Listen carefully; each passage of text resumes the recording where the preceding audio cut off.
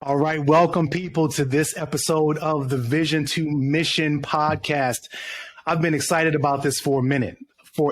Today, I got some very special men on this podcast. We're talking about old school hip hop, something that I grew up on. Maybe you did grow up on it, maybe you didn't. But we're going to get in deep today. We're going to have some great conversation. We're going to educate you, okay, about old school hip hop. Let me just kind of go around the world real quick. All right.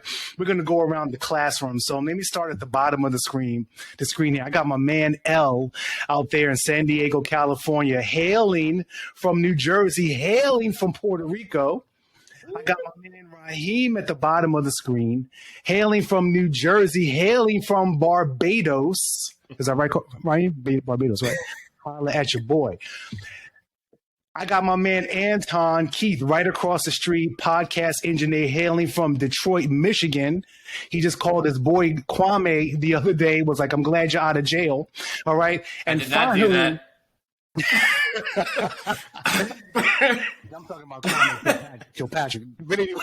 I know exactly who you're talking about. I thought he was talking about polka dot Kwame. No, played out. This Kwame and his polka dots, but we're going to get to that in a minute. And last but not least, I got my main man, Silos, hailing from New Jersey, hailing from La Republicana Dominican, Haiti, the island of Hispaniola. So I've been excited about this. Look, guys, we're going to talk about old school hip hop. We're going to dive right in. So originally the plan was to do this. The plan was to talk about the 70s and the 80s, then go into the 90s and make it two parts. But I know that's a lot. So we're going to really just talk about the 80s, the kind of the mid to late 80s and into the 90s, right? Because to me, it kind of bleeds into it. So we're going to mix it all up. Now, Anton, I hear a bit of an echo, but I'm not sure if that's on my part or somebody else's part, or if that's going to come out in the podcast. It's from L. Yeah, we got a bit of an echo on your part, brother. Yeah. Mm-hmm. Yeah. Mm-hmm. Yeah, if he just turns the speakers down a little bit, it should. And if you actually wore headphones ever in life, it would help immensely, Brandon. If you just put them on, like put my headphones on. Yes, put your headphones on. I'll put my headphones on as somebody else is talking. So then, this is why we got engineers, bro. Engineer, right. Anton, I'm gonna figure that you've been telling him to do this quite often. Yeah, Is that good, Anton? We gotta wait till Brandon starts talking, and it should fix itself. Oh shoot, I gotta get the right input. All right, but before I do that, let me. That's better. That's better. But I didn't put any headphones on. Well, he turned the speakers down a little bit. Okay, so well there you go. Feedback through there. Mm-hmm. All right. I see Carlos is getting a bit impatient. He's like, come on, let's get to it. I don't got work tomorrow, so I got time tonight. I'm down in the basement, man. I'm focused. Don't worry. All right. So here's how we're going to do this. So let's just start this off right here. All right. Who do you think? Well, first of all, let's do this. Hip hop, right? Hip hop, rap, not going to say R&B, but hip hop and rap started in the 70s, right? In one of my other podcasts, I talked about how, the DNA of hip hop and rap is really urban, right? It's about survival. It's about your experiences in the street, your experiences with your family, your experiences with the crew, your experiences trying to get ahead in life. People were just telling their stories. That's really the baseline and the undercurrent of a lot of hip hop and a lot of rap. And it's really evolved and it's grown over a period of years, over a period of decades, in fact. And you can even see the evolution of how people rap. You can see the evolution of the music. And so for those of us who know it, for those of us who grew up on it and listen to it, it's really permeated our lives, become a part of our lives. So again, today, let's just get right into it. 1980s going to the 90s, right? I want to start here with who you think your top MCs are. Who are your top MCs or top groups? Okay. It could be an individual MC or it could be a group. Now, when I say top, it can mean either like they had the best songs, they had the best beats, were they the most influential? Did they have they been lasting long? Like whatever you think makes them hot. I'm going to throw a name out there. from the late 80s, because I'm gonna start strong. All right. Late 80s, early 90s. And I'm gonna start with your man from the Boogie Down, KRS-One. All right, KRS-One. Anybody else got somebody? If he's not in your top 10, we got a lot of issues starting this off. That's right. What you got now? What you got, Carlos? Who else you got? So there are many ways to approach this, right? So if you start off sort of a blanket top 10, you could be either MC or, because I actually had it, even though, you know, you kind of hit us up with a list 2 minutes ago, but I actually have a top 10 group and a top 10 MC. So do I. And I started off going down some songs even. But so there's a lot of ways we can do that. So, but let's just, we can freestyle it because this is hip hop, right? That's right. So, That's right. top 10, whatever, let's say. All right. So KRS-One for sure. And when I think of, there's something different. There's something different that comes to mind for me when I think of top 10, right? Okay. So when you talk about top 10, one of the things and you mentioned KRS-One, one of the things that comes to mind when I think of KRS-One is battle, is ego, is competitive, ultra competitive, right? Because if you think about the birth of hip hop, a lot of it was just one battling the other. Yeah. You can take it before KRS-One. When I think of top 10 groups, I think of Grandmaster Flash and the Furious 5 MCs. That's why I wore this T-shirt on purpose. They got their okay, well played. So they have the buzz that circulated, and KRS-One would be one who listened to them for sure. So now we're talking about your favorite MCs, right? So they had their buzz on the underground. It was all through mixtapes, right? Because it wasn't mainstream. Let's just make sure hip hop was nowhere near what it is today. Right. So it was all in underground. They had a certain style, right? The Furious 5. They had a certain dress. That's where they, hip hop being urban was all about the style. Who had what style? Who looked corny? Who looked fresh to death, right? Furious 5 was up there. Somehow, some way, eventually when people saw them, they were like, wow. Yes, that's right. Mm-hmm. Ricky D, that's who. That's right. If anybody knows, Slick Rick was Ricky D first. Anyway, so right, KRS-One loved, like many others, the Furious 5 MCs, right? So I think of KRS-One, it was all about battling. It was about who can beat who, right? Sound like a punk. That's a line. Yeah. Right? I just get down and I go for mines. Come on, man. You know what we do. They check 1, 2 and run down the line. To the average MC, I'm known as a Terminator, funky beat maker, New Jack exterminator. Come on, man. Let's keep going.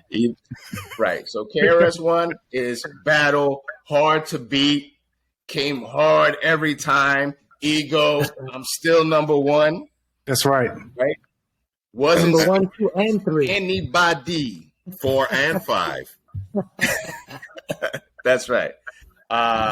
So I'll take your KRS-One and I'll add a Rakim, taking it to Strong Island.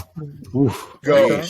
Wow, the Rakim. The Rakim for me is the game changer. He's the one that took the rap cadence and for those of us who are musically inclined, filled each bar with a certain amount of syllables this was never being done before Rakim. Like, and if you look at Rakim's blueprint, there's another rapper I'm going to put in this top 10 that comes right off of Rakim's heels. But Rakim to me was the 17th letter was the game changer. As far as just shifting the hip hop cadence and taking it somewhere else, which then allowed you're just filling the bars with so much syllables and now you're adding a lot more lyrical content. So yes, I think KRS-One also, not only was he ego and but he was also conscious, which I think is a huge piece. He was always had his ear to the streets, had his ear to the struggle, and was always outside of the bravado, was always able to bring healing and a message. Again, which is a big element of hip hop and where it began. So, big fan. So I'm gonna take Rakim, and I'm gonna add one of my top 10 guys, Big Daddy Kane. There you go. BDK. There you go. Yeah. Big Daddy Kane is being one of the top 10 ever. In my opinion, in the 90s, top 10 without a doubt. Yeah. 90s. I got him top 10 ever. And in fact, I'd have him top 5. Just lyrically, top 5. I mean, If we're stopping at 1999, then I need to change a couple. Keep going. oh, Yeah, this is all I kept 90s. it. I kept it strictly 90s. Strictly 90s. Yeah, late 80s and 90s. Well, when you drop the late 80s, then, I put some asterisks, because first you had said 90s, then you said, all right, we can bring in the late 80s. Yeah. I, in my mind, like Brandon said, like it all blends. So I really go 88 through 99 in my eyes. You know what I mean? Well, that's what BDK said. He said 88, time to set it straight. You know what I'm saying? Right. He's like, I'm ready. Yeah. And that's the thing. Like, if you go ahead, Al, go ahead. No, so I was going to say what I was alluding to before we started recording is, the way I think about it is I can't necessarily do a ranking by like 1 through 10. Sure. But more so like you were saying, hip hop captures the emotions of the struggle. Yep. So, growing up inner city, Newark, New Jersey, in the projects, it was hard, right? So there's days you just felt upset. You felt belittled. You felt lacking opportunity. So you connected with KRS-One, dropping knowledge, maybe trying to enlighten you, trying to pick you up, trying to remind you of past, just bring in some edutainment, if you will, right? Yeah. Giving you the educational perspective The teacher. and teaching. Right. And I kind of lean that way in a lot of my favorite hip hop songs and favorite hip hop, because I felt I needed something to lift me up, because you felt downtrodden by life in general and the things that you saw around you. And then sometimes you just felt upset because, a lot of my friends got into dealing drugs, went away. So songs like Love's Gonna Get You, right? They spoke to me a different way than just entertainment, but like things that you were hoping to talking your friends out of stuff and like, yo, come on, like stop doing that or like, man, can you get away from this kind of thing? And you hear it coming through on the radio, on videos. You hear the message that you feel like you want your friends to hear too, and just the whole system around it. But you understand, like your friends, they just that's what they see. That's what's out there. That's what's around you. So it's hard to kind of like you're in this small viewpoint, small narrow worldview, and you can't really see what's beyond it. And then at least, some of these rappers are trying to give people a better perspective of what's happening. And so, you're feeling a certain kind of way. You put on Boogie Down. I used to love me some Kumo D because Kumo D was dropping knowledge too. Yeah. Uplifting, always trying to bring a positive message, And I loved it. And he had his cool styles too, more of the old school styles and whatnot. But, so it was like, how are you feeling about stuff? Sometimes you want to just have some fun. You break out on your Big Daddy Kane and have some fun. But then, he might drop Lean on Me, right? Another cut. Speaking to growing up, it was about Patterson, but very similar to where I grew up. Problems with education, the little things, a lot of the things that we lacked, a lot of the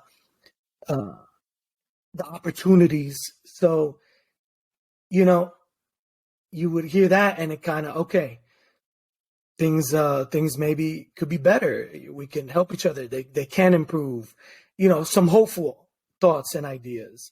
So that's kind of, I looked at stuff that way. EPMD. There you go.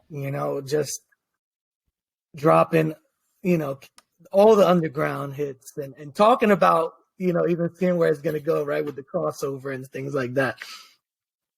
And, so to me, and then having some fun if you back, late 80s with special ed. And just having some silly, some fun stuff. So it all depended like how to me, how I was feeling about stuff. And a lot of times, I was feeling upset or troubled by what I'm seeing around me.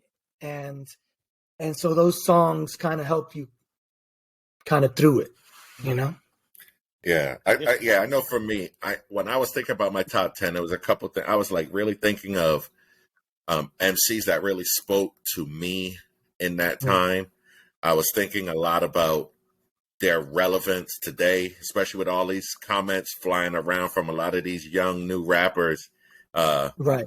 But and even when I hear them now, what feelings it evokes in me. You know what I mean? Like, I was listening to some new KRS-One stuff, and my God, this guy he is hip-hop, man. He just got it. Whatever hip-hop is, he is it. Mm-hmm. He has mastered and embodied everything that is hip-hop.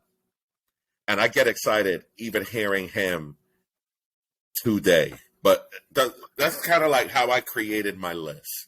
Right. I got you. Yeah. Yep. Gangstar, Guru, just to get a rep. Another song that spoke to me like that's all I got to put him on the list. Forgot about him. They were ridiculous in the 90s. So Brett, I know. I want to hear Anton add a name, but I think we should go through our top 10 and then talk. All right. I mean, fair enough. And again, I'll start. There's no ranking necessarily. Right. There's no ranking, but again, I had BDK, right? KRS-One, Eric B. and Rakim, LL Cool J, Tribe Called Quest, Run DMC, EPMD. I had Snoop, 90s. I don't care. Snoop and Jay-Z. Absolutely. 90s. Snoop's flow he's on my list. His flow was ridiculous. His flow was ridiculous. So that's my, and I probably miss people. I'm sure I did. I'm sure I did. I'm sure you did too. Hey, but we know we're about to have the intersecting, circles. So who wants to go next? Carlos, since you started, you go ahead and round it out. Come on, CeeLo. Okay, top 10 MC. I'm not even touching the groups yet.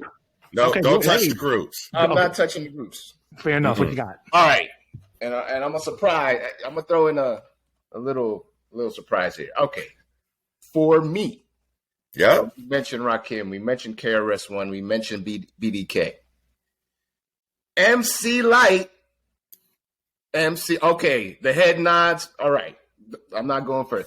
LL, Biggie snuck in there in the earlier 90s. Biggie. Oh, Biggie. yep. Okay. Ooh, I got a trivia for you. What you got? As you know, I do on Biggie, but that we'll get to that. Straight out of Jersey. Oh, Red Man Ready to Rock. Oh, he just missed my top 10, bro. Oh. But I got another Jersey guy in there. I'm gonna mention him. Okay. Jay-Z, and then I slid in Nas. Nas slid in there as well. I think he's on everybody's, and there's so many others. Yeah. But I think that's my 10. Yeah. yeah. Okay. MCs. MCs. Who's up next? I feel like I got enough head nods that I don't even have to explain. No, you're good. You're good. Yeah. So I'll leave it there. Yeah, I did mine in order. I definitely I really thought about this, and I for me, I went Biggie. Like hell, I don't feel like I need to really say much about that. It's just the fact that he got only 2 albums and he's in the argument is crazy. Jay-Z, I got Rakim, the partier and the dancer in me, and the performer. But I don't know if any of you have seen this guy perform live, but Busta Rhymes, one of the dopest MCs to me. Energy. Right. He is an MC. Then I went Kane. I went Nas. I went KRS-One. I went Andre 3000. Took it to the dirty South. Super catalytic. And then my jersey, this guy just always did it for me. French from Naughty by Nature. Interesting. You said no groups, but all right. Yeah. Ding, ding, ding, ding, ding. And then the last one, it's crazy because I feel like this era, I kind of like, I knew all of the bangers, but the B-sides. But when I thought about this MC, I was like, "There's no, I can't not have him on my list." Number 10 was DMX. Good pick. Good pick. Good pick. Good picks. That's a quality list right there. That's quality. That's quality. And MC Light was on the outskirts. Her and Redman. Redman were on the outskirts. They get honorable mentions. Yeah. They get honorable mentions. Yep. All right, who's up next? Let's go. L's next. L. Yeah, I don't know if I got, like I said, I don't really have, I just had a general list of groups and MCs, if you will. And then also, you had mentioned something about songs, certain songs that hit you, that you may not like elevate the MC or the whole group, but that particular song, Yeah, let's not go there yet, though, Al. Let's not go there yet. And I'm just saying, it's hard to leave Ice Cube out of the 90s. You know what I'm saying? He was on my outskirts, too. Leave him out. No, he's in. He's in. He's in. You got He's in there. there. I ain't gonna hold you. I can't. You can't argue that. It was a good day. You know what I'm saying? Who else that hasn't been mentioned? So I got my Guru, I got my Kumo D, I got KRS-One, I got Big Daddy. I love me some Sped, some Sped Lead.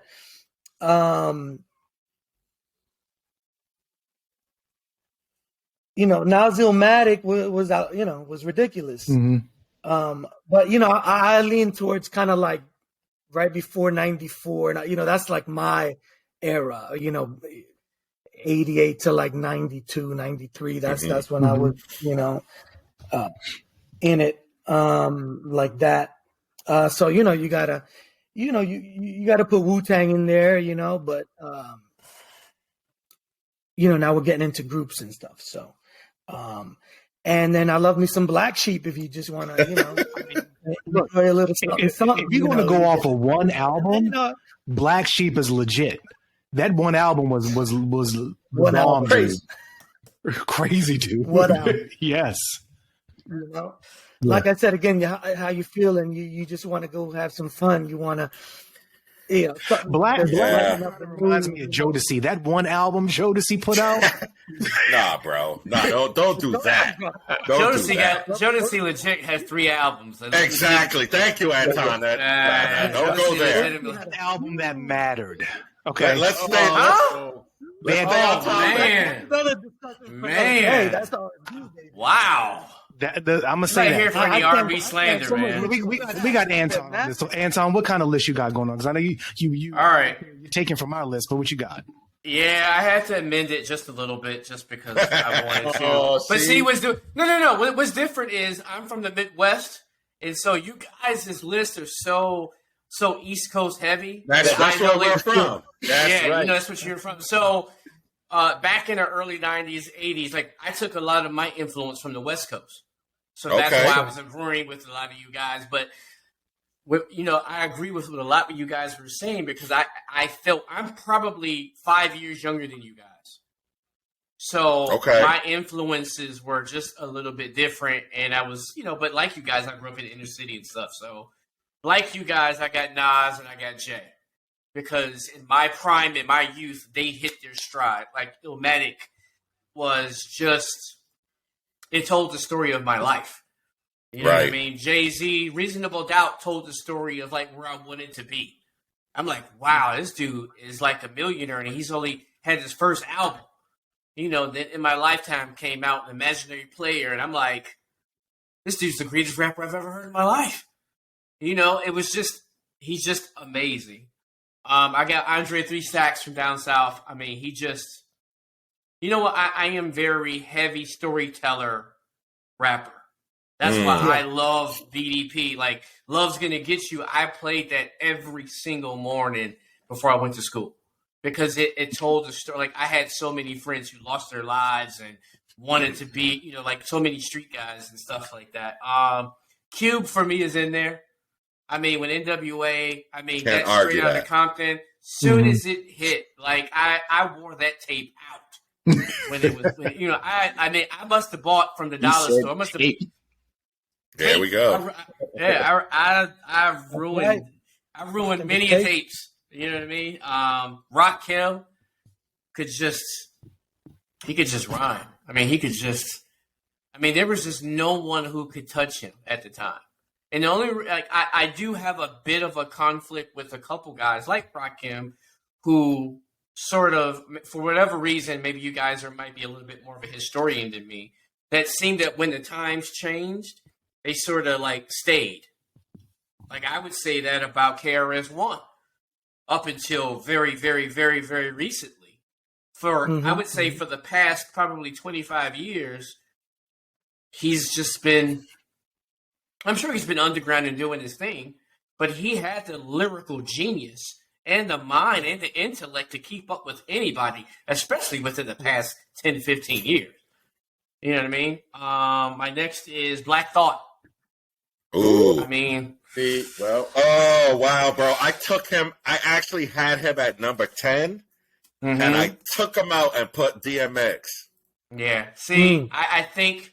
Now, if you're talking about records, they both have ultimate classics. Like, ultimate classics. Like, that first Roots album was just... Yeah. But X... Yes. You could argue X has 4, maybe 5 classics, though. The first 3 are certified. Yeah. Classics. The first 3 are undeniable. The first 3, yes. And then you are, you just love X if you bought the last 2. Black Thought, Biggie, of course. But I got Pac in there.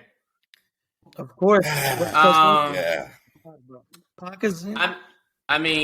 Me Against the World, and here's my controversial take right here.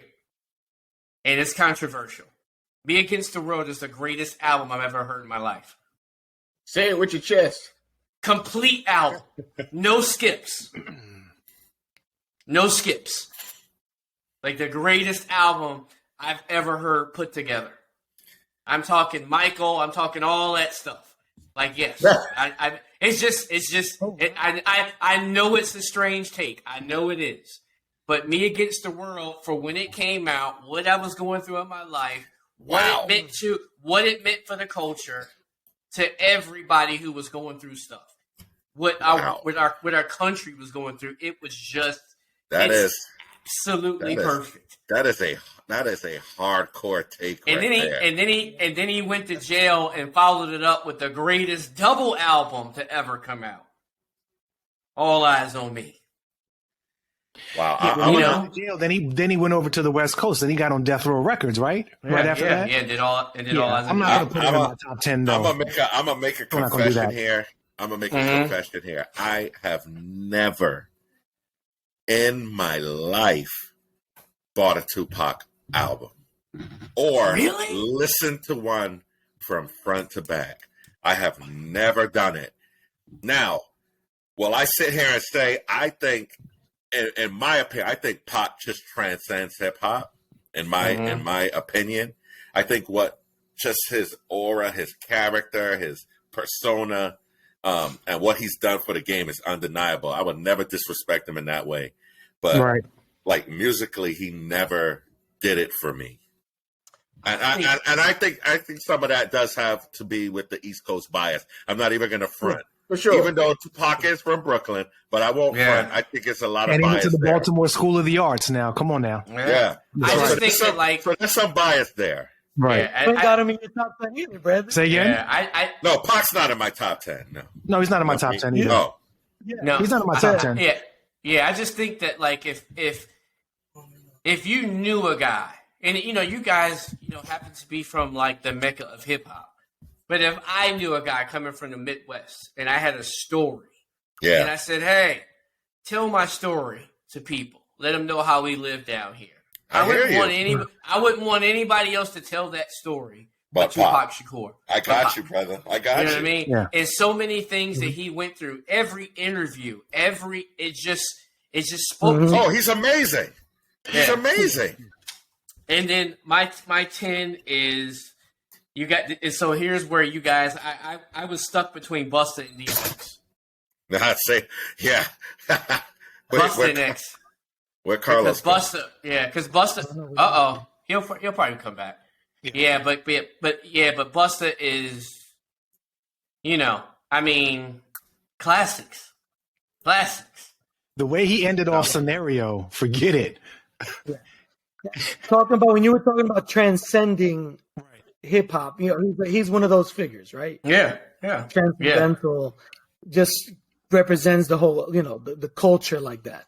Mm-hmm. Yeah, and the thing is, when I think of MCs, when Carlos comes back on, I think of not only of them, like, we have to think about how they transcended culture, how they affected society. But when I look at the music, like Tupac had great lyrics. I don't know. I didn't like his the beats, the producing. It was okay at best. Once he got under Dre, some of it got better. But then you got stuff like Brenda's Got a Baby. Okay, well, keep your head up. No, but that's the thing. His messages real. The messages were great. Always like all of his bangers.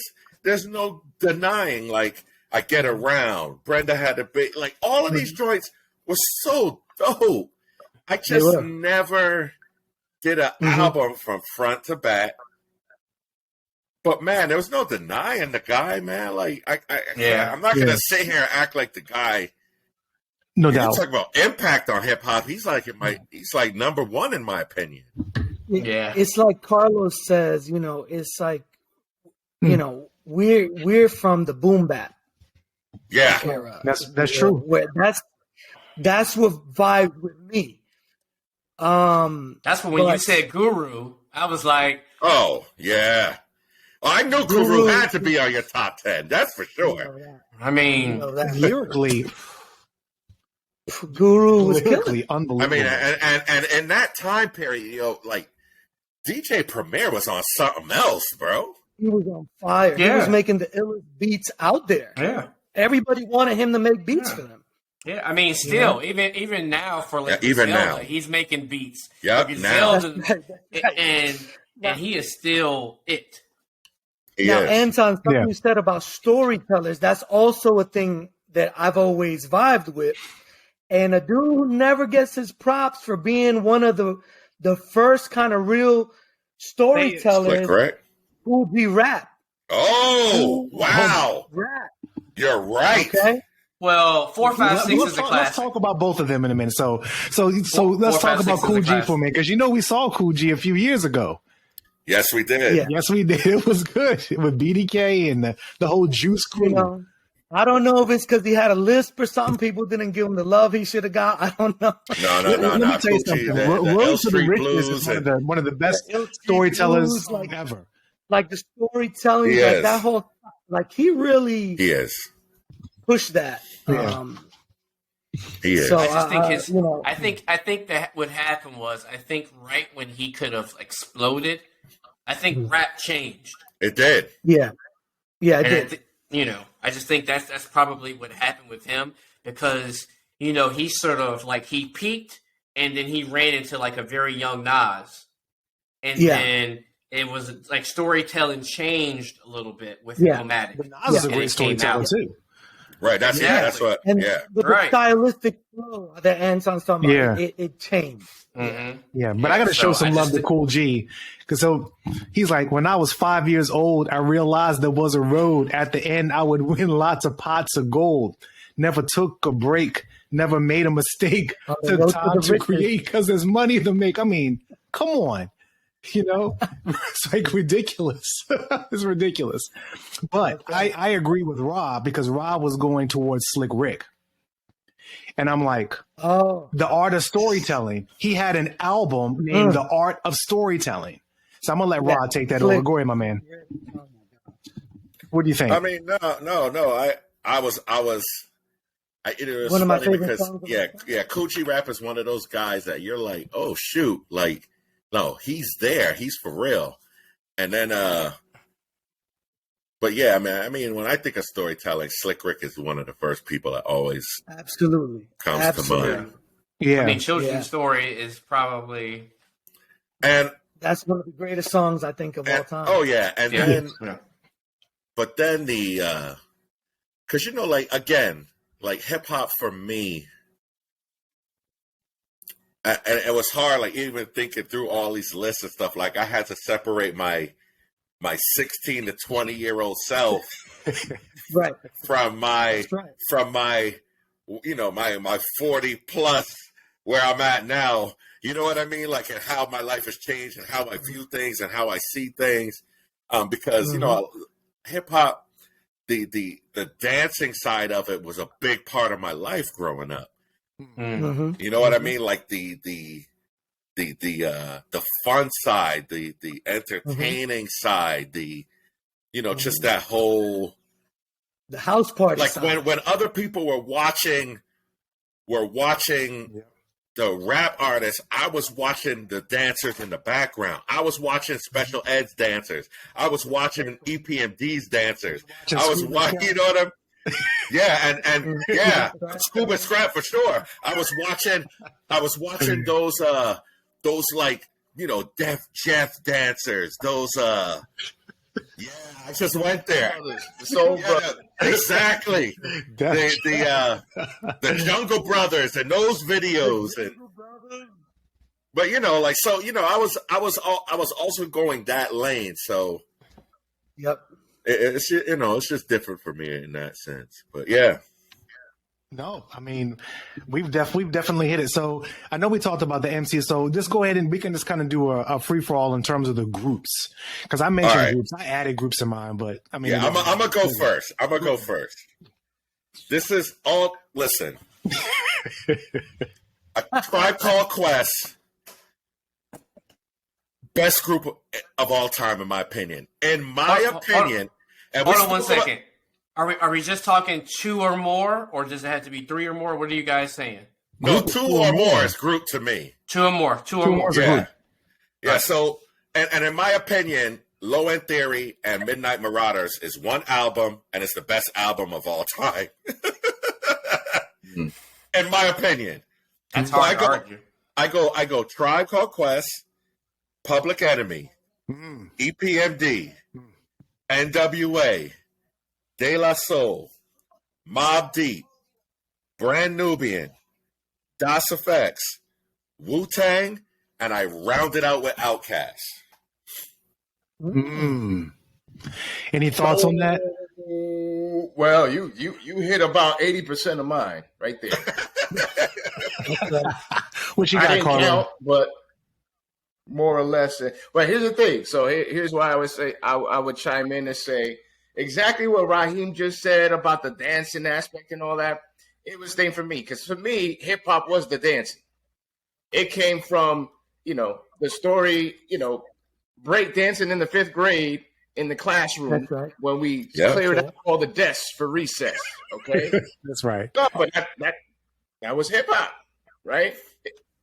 One of the elements, what they want to call the 5 elements of hip hop, whatever, That was a huge deal. As a result, a lot of the hip hop that I gravitated to, Same here. Yeah. it was all about the beats. Yep.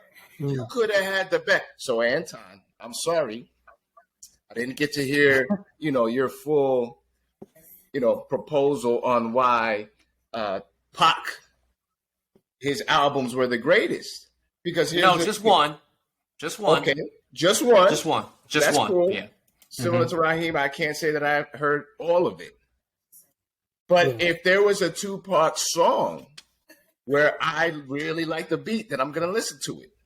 I'm going to pay attention to it, right? So for me, hip-hop overall, it was about the beat. You can have the best message, spitting the best bars, but if the beat doesn't match, there's a lot of Nas that I have not heard because Right. he's always there with the beats. You understand the Same whole thing for me. production made a difference. Yeah, you hold Nas that. with Large Professor, I was listening to because I love him as a producer. Dude, that Illmatic album got so many dope producers. That's right. Woo! That's right. That's From right. Primo That's right. all the way Between That was the best for me. between Primo and Q-Tip, they Yeah. through. See? By the way, Carlos, while you were gone, I was just mentioning that I'm kind of like you. We really, what you always refer to the boom bap. that's Yeah, right. yeah. That's right. Like that's what gets me going. That's what I jive with. Again, not to say the lyrics and the storytelling is also, but I need them all together. you Yeah. know? Yeah. So if you have a dope story, but I can't vibe off the production, off the beats. It's gonna lose me. Yeah. So, For sure. but that's just my era, my bias. Yeah. Yeah. So all that to What's say your top 10, Carlos? that's why Raheem and I have the same people on our list. that is why. So I'll see your EPMD. I'll see your Tribe Called Quest. Brand Nubian. Diamond D. Yes. Dig it in the crates. That's right. That's right. I see your Show Outcast. vision. I put in Outcast. He wasn't Northeast hip hop, right? No. Right. But he came Yeah. on. They came on strong because again, I liked what I was hearing, and I'm not Yeah, talking yeah, about yeah. lyrically. But then Right. I paid That's right. attention. Dungeon Family. So Wu-Tang. Gotta put the Wu-Tang. Wu-Tang, of course. PE, Yeah. Def Jam. Hank Absolutely. Shockley, that was the producer behind what we know in terms of the PE hits That's right. that we all know and love. But they, of course, they were conscious. They were putting out Conscious. bold messages, but they had the music Yeah. behind it to Oh, yeah. Those beats were let nuts. you listen to it, right? Right. So I'm there with you. Again, I mentioned them before, but because we had to talk about 80s, again, Grandmaster Flash and Furious 5, in terms of groups, I got to put them in there. Your favorite rapper's favorite rapper, Run DMC. I'm thinking back, that's all Jam S.A.J. and Rick Rubin and everybody. Come on, my Adidas. That just takes me back to Brooklyn, New York, in Coney Island, riding on, the bumper cars with the disco lights I'm telling you, that's a Yep. memory, Coney Island, baby. right? Always etched into my mind. It's tricky. On another one. What? Gangstar, because you had DJ Premier in the background. Oh, man. Boy. I was That gonna was- ask. I was gonna ask. Was that okay to put in? Because that's Yeah. on mine. No, Yeah. that's two. That's two more. Okay. Gangstar, bro. The only other different one I had in there, Black Star. Ooh. Mm. Ooh. That What combo was that? right Was there. that 90s? Most Def. That's Oh, Most yeah, Def. yeah. Well, Was it 90s? Yasin Bey. Most Man, definitely. he's still most deaf to me. That's okay. Yeah, same here. Same here. That's most Same deaf. here. I had a cousin. His name was Chris, and he was always like into some criminal activity. He went missing for like 3 years. Came back, talk about, yeah, my name is Youssef. We was like, bro, your name is Chris. Ain't nobody calling you Yusef. You see, brother, that's what the man wants you to call me. That is no longer how I will be called. My name is Yusef. We was like, nah, bro, you Chris, man. Get out of here. And Mama called him Clay. I'm calling him Clay. Exactly. That's right. What does your mama call you? That's what I'm calling you. Nope, that's good stuff. Brandon, So, what about your group? well, I mixed mine up. I wanted to mix it up, So, because I had already mentioned Run DMC. I mentioned A Tribe Called Quest. See, I put Eric B and Rakim together as a group. Yes. I Because they hear were a you. group. Yeah. Eric B. and Rakim. Definitely. But I'm definitely going to have EPMD up there, and I'm going to have definitely gonna have Public Enemy up there. The for sure. Hit Squad, man. Dang, what a time. Hit squad, baby. The Hit squad. That's why that DOS Effects was so heavy for me, boy. They was putting out them dance records. Shout out to Eric Sermon. Yes, sir. Right. That's what that was. Yes, it was. That's right. So the thing about DOS Effects is that they came out with a different style, right? That style, it evolved, right? And the beats were ridiculous. They were dance beats for sure. But that's what I look like when I think about hip hop. You guys talked about the evolution. Like, you said that, your man ran into like the young Nas, right? And then the young Nas evolved. And then, so it's just so much. But we're going to go into some songs now. Ooh. Let's finish the list off before you. Who else has got to finish off their list? L? No? L. You do. Go ahead, Anton. You got it. Okay. We doing my group. I got. He's jumping at the bit right now. Yeah. I got a couple that you guys didn't mention. All right, so I got NWA, of course. Mm-hmm. I got Tribe, of course. Yep. Bone Thugs and Harmony. Okay, Midwest. Okay. Now, Huge impact, though. Huge impact. Huge impact. right. I know. I know. I'm gonna keep. Everybody knows. I can't hold you. I ain't gonna hold you. That's Waiting for that paycheck. Crossroads is still one of the best beats. It just like just the first 5 seconds of it. Papa. Being a light skinned brother from the Midwest, growing up at that time. I was just Busy Bone every day. That was just my name. Do you miss your Uncle Charles too? Right. Right. I sure do miss my Uncle Charles. Right. Yeah, that's right. I got Outkast because wow. They have a lot of people get on my list. You gotta have at least one album with no skips. Mm-hmm. Okay. You know what I mean? So I would argue Outkast's first 2 albums, probably more if I think about it, are no skips. Bone's first 2 albums were no skips. NWA's first album was no skips. Tribe's first 4 albums are no skips. Gangstar. Oh. Step in the arena. Oh. Mm-hmm. The arena. Yeah, that was the album for me, bro.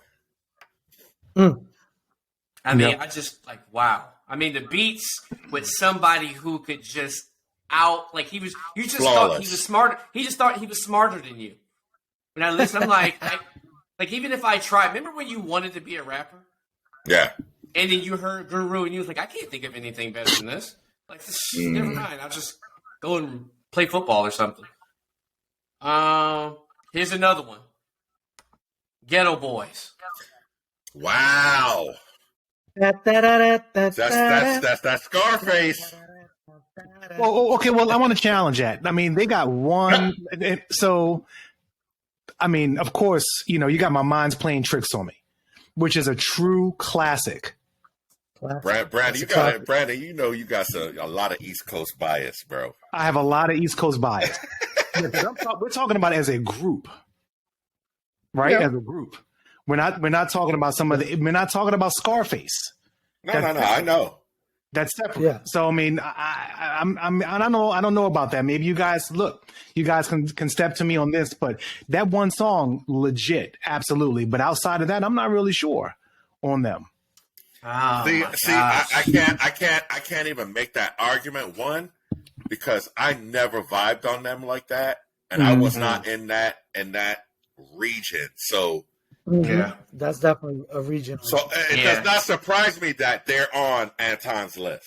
yeah. I mean, because Midwest, we had to pull from everywhere Yep. across the country. You know, we pulled from everywhere. I'll round this out. Run DMC, of course. Eric B. I and thought you was gonna Rakim. put your Jurassic 5 up there or something. No, them Slum Village. None of those guys can get on there. Wow, Slum Village. Wowzers. Yeah, Hey, Slum love. Village. Yeah, Slum Village was, you know. I love they're me some still good. Slum Village. Yeah, and then my last Great one villa. is MOBB. They just Yeah, man. Yeah. You don't have to explain that. Yeah, but we might do a Beats podcast or something because Havoc. Oh. I mean Producers. their first album is no skips. Oh yeah, flawless. I mean, the Infamous is just. I mean, Flawless. talking about the beginnings of a song. I mean, when the Infamous come, R.I.P. The Prodigy. yeah. yeah. We're definitely coming to that. So I'm surprised you guys in Jersey didn't mention Poor Righteous Teachers. No, man. No? No. Come on, man. Come on. Good try.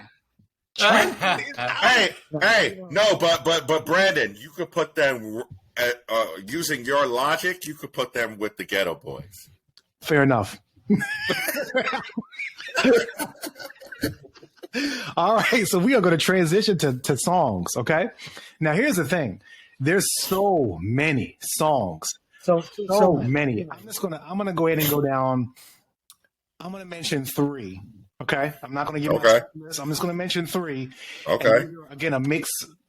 When I'm looking at these are pretty much late 80s. These are all probably 80s when I'm thinking about it. My top song, though, is by who we mentioned first time, is My Philosophy by KRS-One. That is a flawless song from start to finish. Number 2 is Eric B. as President. And number 3 is Dougie Fresh and The Which Show. one? The Show. The show. That's me. The Show. Now, hold on. Now, but if I'm going to do number 4, I put Lottie Dottie on there because that was a game changer. Simply because it changed. It was so unique in how it was because it was a cappella and the lyrics were so tight and everyone remembers the key lyrics to that song to this day. Facts. I'm starting to sound like, you know, Stephen A. And everyone remembers the key lyrics. Like, so. You want to know what I was listening to the other day? Those are going to be this 4. That's just 4. My Philosophy, Eric B. is President, The Show, and Lottie Dottie. But I got 6 more. But what do you guys think? Add in. Let's go. I don't know. I can't. I love all of those except The Show, but I get it. I get that. I get The Show. I'm just. I got you. I think I would have put Children's Story. Okay. No, Children's Story is top. If we were gonna go Slick Rick, I would have went Children's Story, but I can't argue with that list. Those are some of my favorite songs. You know, those are just 4, so we can keep going. Anybody got some top? And again, I'm not necessarily. I'm kind of ranking. Well, what else? When I was thinking about this list, I was thinking about songs I really love to dance to. Songs that Go ahead. songs that have that heavy boom bap. Go ahead. Songs that got lyrics. Come on.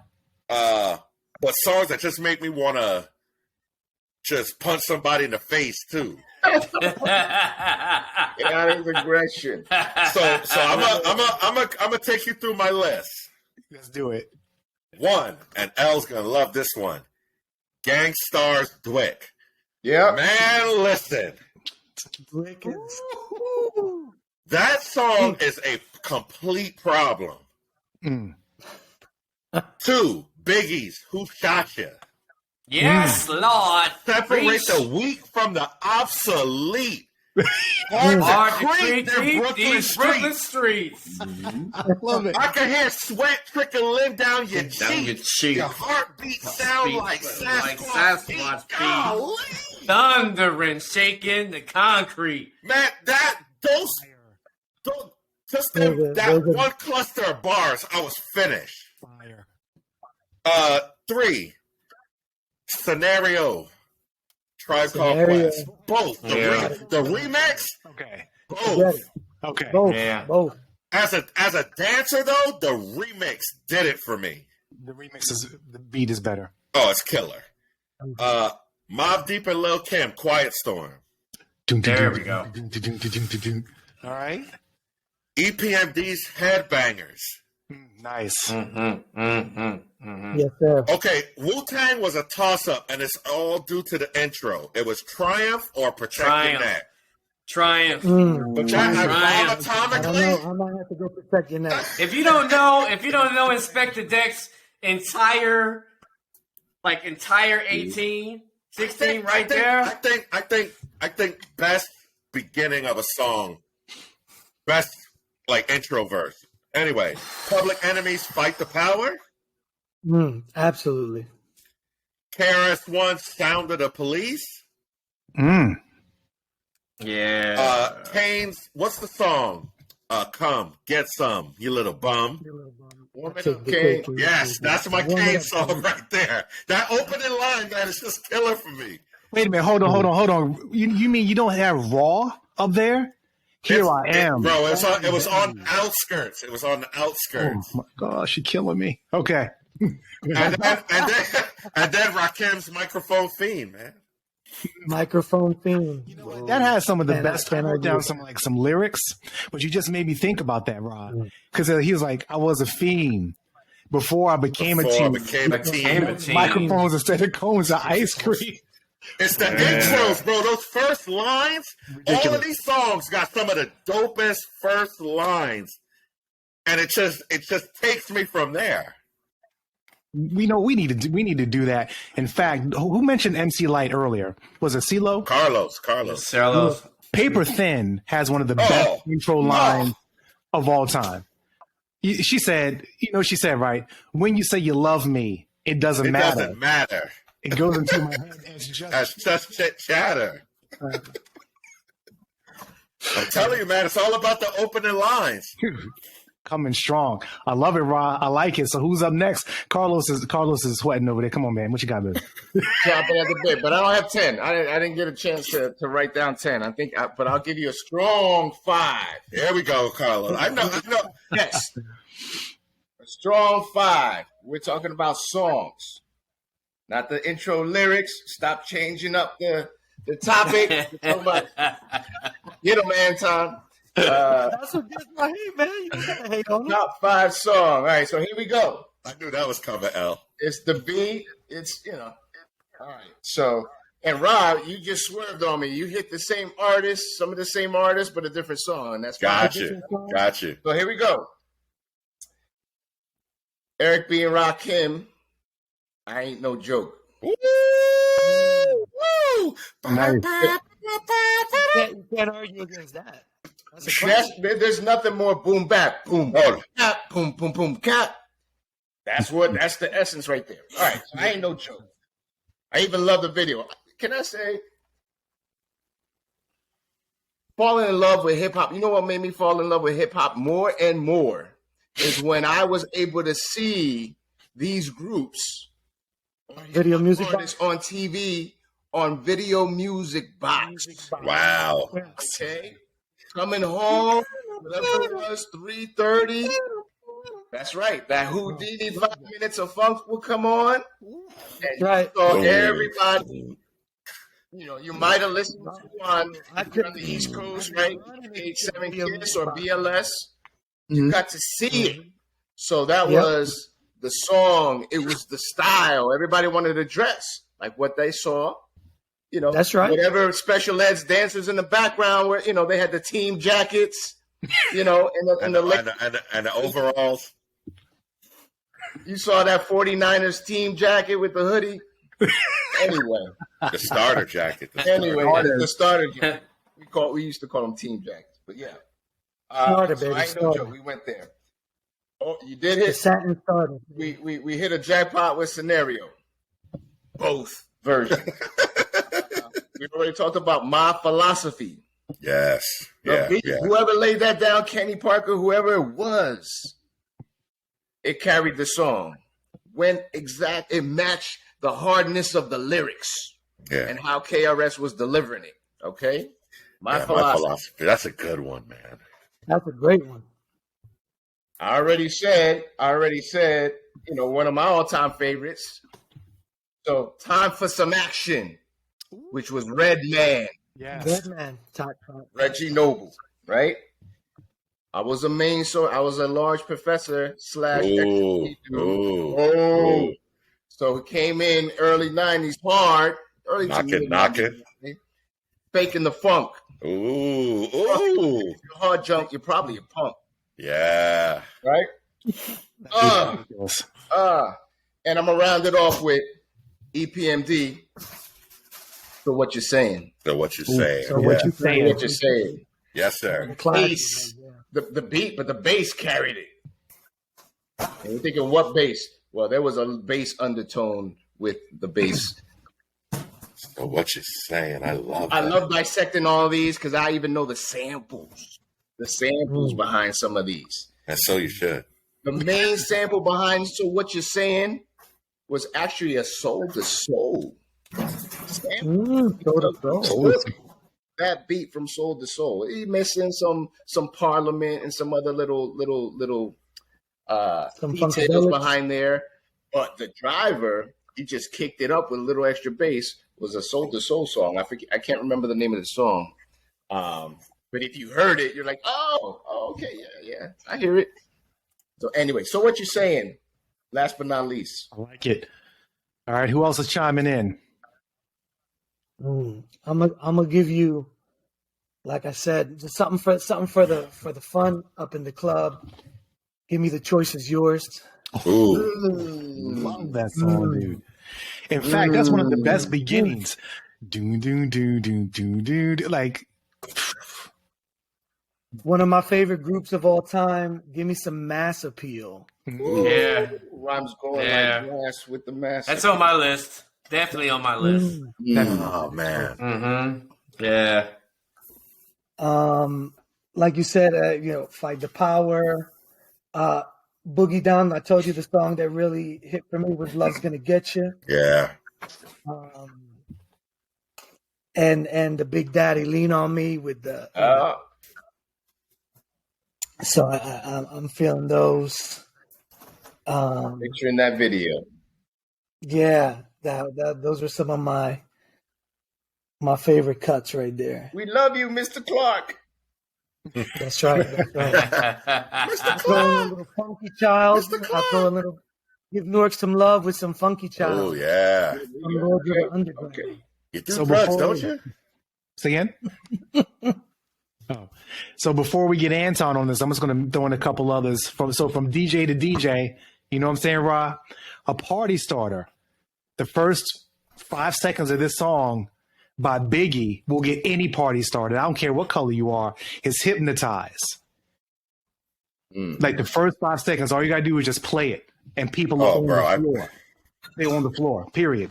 I'm gonna throw something else out here that you guys didn't talk about, but it was a song that was unique for its time back in the 80s, was by the Beastie Boys, which is Paul Revere, because the beat was ridiculous, and it's like, if you think about it, because it's like they started, what were they doing? Were they doing this, Carlos? Were they playing the record backwards? That's right. That's Yeah. right. Well, the track that they had in the background. Absolutely. They did it backwards. They did it, and it just, to me, it was pretty much avant-garde, for that time. And in an overlooked song by Tribe is Bugging Out. It's from That's not overlooked. Microphone check 1 2. What is this? That's The lines. There you go. Okay. That's the line. Yeah. You can get into that. But let's let Anton go on one his songs are, and then we'll get into some lyrics. All right. Couple repeated ones. Mass Appeal was on there. Who Shot Ya was on there. Nas Life's a B was just, I was like, absolutely. I mean, when I heard that doom, doom, doom, doom, doom, doom, doom. Yeah, I mean, I was just like, and then AZ just comes in and just tears the roof down. Love's Gonna Get You, of course. Jay-Z's first album, Dead Presidents. Ooh. I mean, I was like, who is this guy?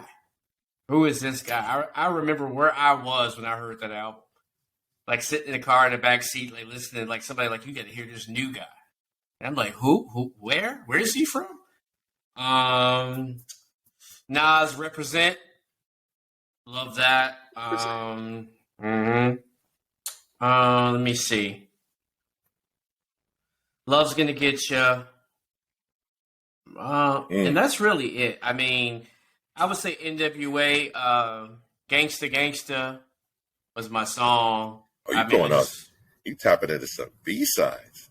Yeah, I mean, because Ice Cube was my boy. You know what I mean? I mean, and he attacked songs. You know what I mean? Like when that beat came, you know, you didn't really hear any of them other dudes, right? You wanted to hear Cube. I mean, we talking about like this song to the enemy. No Vaseline is just. I mean, you know.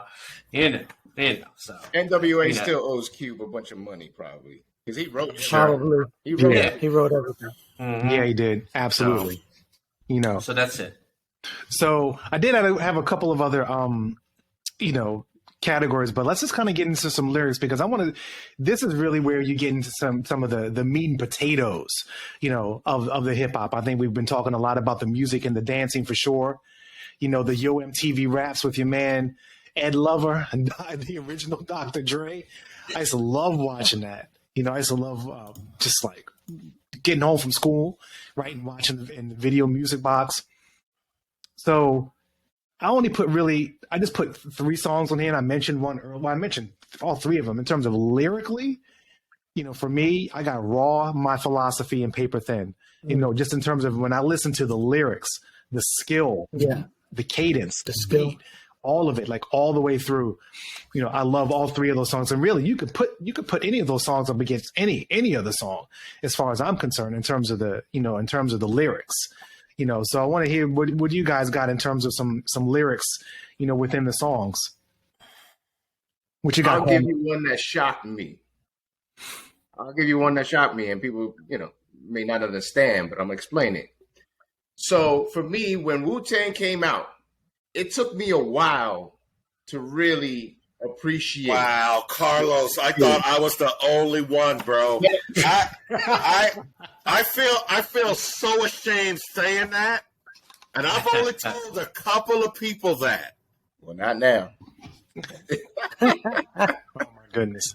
But no, listen. I mean, I'm gonna tell you. So I was a derelict back in college, and meaning, I tried to live in the nightclubs.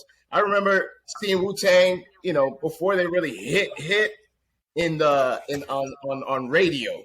Okay, nightclub, and what Wu-Tang was known for is having like 50 dudes on stage. Yeah. You didn't know who was who. All right, and lighting up mad clips. And just like they just brought the whole neighborhood, basically. They were bringing the ruckus, bro. Exactly. They were wilding. They were throwing bottles at the crowd. I mean, it was just we just want to act up as much as possible. And by the way, where's my check? So that's how I saw them at first. Like, all right, these dudes are wilding. Yeah, some of the beats were all right, this and that. It wasn't until I heard this. Now everybody knew Method Man, and okay, he had something going on, Raekwon, etc. But everybody else, who are you? That's how I was feeling after some time. And then I heard these lyrics. Raw, I'ma give it to you with no trivia. No trivia. Raw like straight from Bolivia. Hip hop will rock and shock the nation like the Emancipation Proclamation. I heard that. So that was you, God. Yeah. Anybody who doesn't know that was on there. When I heard that, and it sunk in. I said, okay. I've been sleeping. I haven't really listened to these dudes. ODB, all right, you can miss me on ODB. Yeah, it was something else. You God and Ghostface.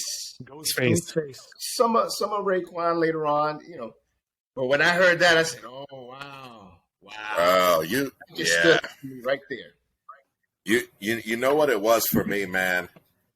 I was so heavy on Premier, Hit Squad, and then Wu-Tang comes along, and it sounds like it's straight out of a basement. Like this, this production was not refined. It wasn't. It didn't seem engineered. It didn't seem clean and crisp. No, it didn't seem clean. And I remember just like not until about 2 years later, I was like, what was I thinking? This 36 chambers is a complete problem. The more and more I started hearing like Cream and I was like the mystery of chess, but like I was like, what was I thinking? I've only told a few people that. Now the whole world knows. That's right. So let's keep it going on that. What do you guys think about the RZA's producing? I mean, you know, versus what was going on back today. Do you think it was? It was genius. In my opinion, like 2 to 3 years after, I was like, okay, he's right up there with Premier and all of these guys. Yeah, and when the Purple tape came out, that's when I knew. Oh, forget it. Yeah, forget it. Yeah. Okay, song. You want a song? You want a song that really does it for you? Lyrics or songs? Lyrics. Los dos. Yep. Sheesh, man. Dang it. Say again? Well, I got some lyrics for you. I got some. So I'm going back. So one of my favorite, in fact, I had a poster made of this for me. A friend of mine made it for my birthday a few years ago, and it's from Eric B. as president. He says, "You take 7 MCs, put them in a line, and add 7 more brothers who think they can rhyme. Well, it'll take 7 more before I go for mine. Now that's 21 MCs ate up at the same time." That's one of my favorites by far. And it went over most people's head. Way over their head. You're just listening to the beat in the background. You listen to that, you're like, wait a minute, you know? And then you got KRS-One. He said what? He said KRS-One is just the guy to lead a crew. What up? Right. What's the rest, Carlos? Right up to your face and dish you. That's right. That was after the PM Dawn, by the way. Say again? That was after the whole PM Dawn episode where BDP bum rushed their set and threw him off the stage. They said they beat him up or whatever. I don't know exactly what happened, but it was right after that. What's funny, you mentioned that. I was watching. That's a positive dude, right? Here's KRS. But then he's also, you know, just after that stunt, you know, he's like, oh well, he's contradicting himself. He's what do you call it? Being a hypocrite. You know, he's being a hypocrite, and but he says it right there in that song. Yeah, I mean, he was just the one to lead the crew, right up go up to your face and dish you. Mm-hmm. So don't sleep, basically. Well, PM Dawn, I think they were from Jersey City. They were. That's right. Prince B and I forget the other dude's name. Yeah, Prince B died a while ago. Yeah, you know, I mean, they had a couple of songs, you know, but again, I mean, I appreciate the artists that do something different. You know, somebody's playing something. What is that? Wow. Yeah, that sounds like some Mac 10 type song. So this is one of those songs that got lyrics that I just every time I love it. I love the lyrics. 3-man crew, 3 very distinct styles. But when this verse opens up, I lose it. Yeah, you know, you go, your punk will be grass quick, fast, like my name was Flash. When I try to rob me for my cash, You thought you had a sweet Vic. Oh man. Mm-hmm. Boom, boom, boom, boom. Punk jump up to get beat down, but Lord Jamar's verse. Mm-hmm. Jungle Brothers, boy. That Lord Jamar verse does it for me every time. Yep. Every time. I love that verse. There you go. It's also one of the songs that some of us used to make fun of, especially when what's the other dude's name? Bald head dude, I forgot now. From what? From the crew? From Brand Nubian. The Dot X. The Dot X. Why did I forget? There you go. I never understood what he was saying. Well, exactly. To this day. Like Future. Yeah. Oh, bro, it might be worse. I cannot understand what he's saying ever. Sound like little Yachty. But he didn't mumble. It was a loud mumble. Rap from the age of 20. I can write it down, lift it up, and write the next one right on the dot. Sign my name with the dot. Yeah. Whatever he said. Yeah, you know a lot more than me. That was Coach Pooba. Punks jump up to get beat down. Yes, that was Brand Nubian. Yeah, Pooba. Yeah, I'm saying. Yeah. What was that song? The Sunshine. What was it? What was that? It wasn't called Sunshine, I but know. yeah, I know exactly what you're talking about. But the beat was hot. That was a smooth cut. Yeah, the beat was hot. Loved it. Man, there was some good stuff that they had definitely had put out. That ain't right. Go ahead. Do the what or do the Puma strut? Step that before I punch you in your face. All right, Face. All right, so I'm gonna do a quick round here because we're gonna be ending off in a little bit, but I'm gonna put you on your toes. All right, put you on your toes. So, who are some of your top most underrated groups of underrated rappers, 80s and 90s, underrated? Well, I gave you one already. Cool G Rap. Okay. Yeah. All right, KG. Well, okay. So how can we define underrated, right? Does it mean maybe they didn't have that commercial success that they could have had, right? Because I think a lot of people give Cool G Rap, you think so? a lot of respect. He didn't make the money that the Jay-Z's and Kanye's or whoever else made, but I think he's respected, and people know what it is. Mm-hmm. People know what it is. Like, look, not everybody great, wound up being a commercial hit, unfortunately. But, Right. Underrated. Underrated. Here, I'll throw a name out there. What about your boy Cannabis? Can I bust? Can I bust? Now he ran head to head against LL. And that was a tough fight. Yeah. You want to talk about a tough fight? Listen to what I'm going to say. I thought he won. I said it. Everybody in the world disagrees. I thought he won. I do not disagree with you, Carlos. I actually agree with you. Cannabis's first album was really, really good. Really good. It was just hard, like at that point, I think what that was right off of the heels of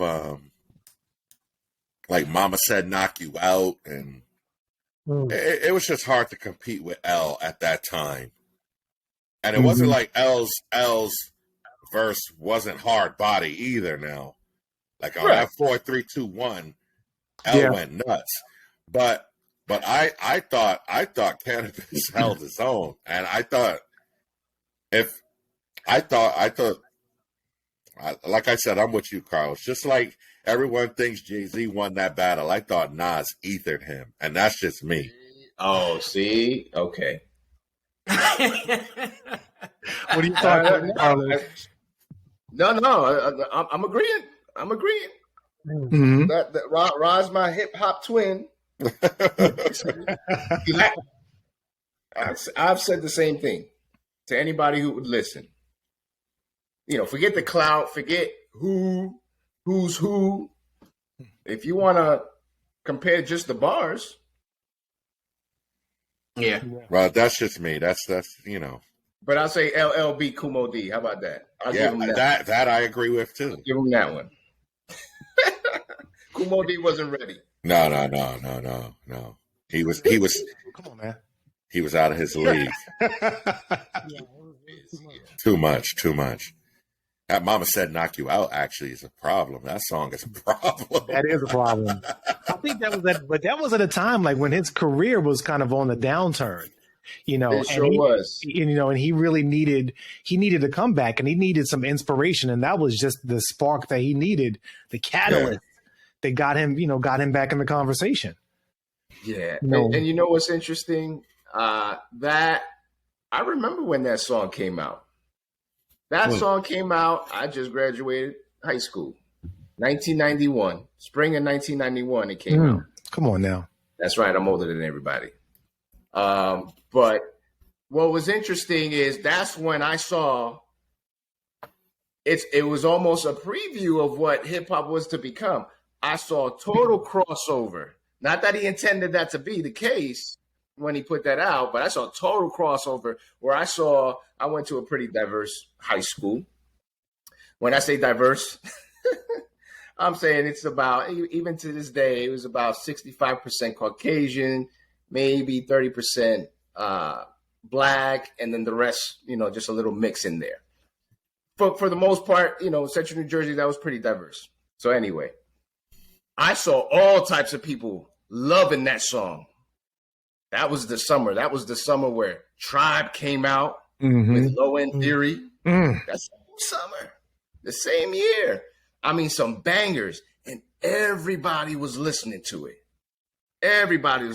So because at that point, rap, hip-hop music in general hadn't had that crossover success. Not really. Right. Not really.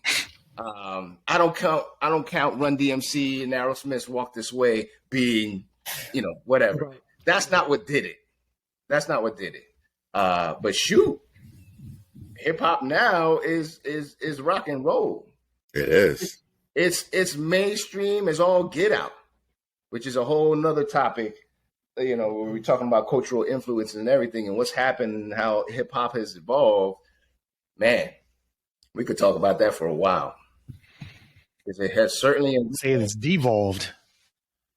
Well, yeah. I mean, yeah, we can get into that another time. Yeah. Yeah. So he be putting on these songs when I get in his car just to mess with me. Like, just to bother me. Like, he don't say nothing. He puts on something, and I'm like, you gotta take this off. I can't listen to that. Real rap. You want to know what's crazy? You want to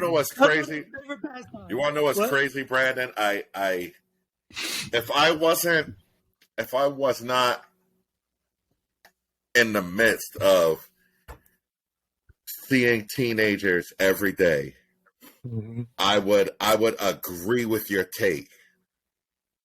But when I see their reactions to what they listen to, it is the same exact reactions we had. Okay. Fair enough. And I cannot jump on that bandwagon.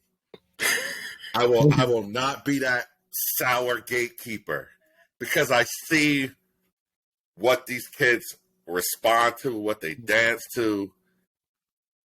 And I remember, believe it or not, man, these teenagers dictate everything that's trendy and everything that's hot. It's just a different time, and this is the beauty of why I love being in the position and being born the time I was born is I was able to see it all happen and watch it change. And I remember, you had your Melly Mel's and you had your tight jeans era here too.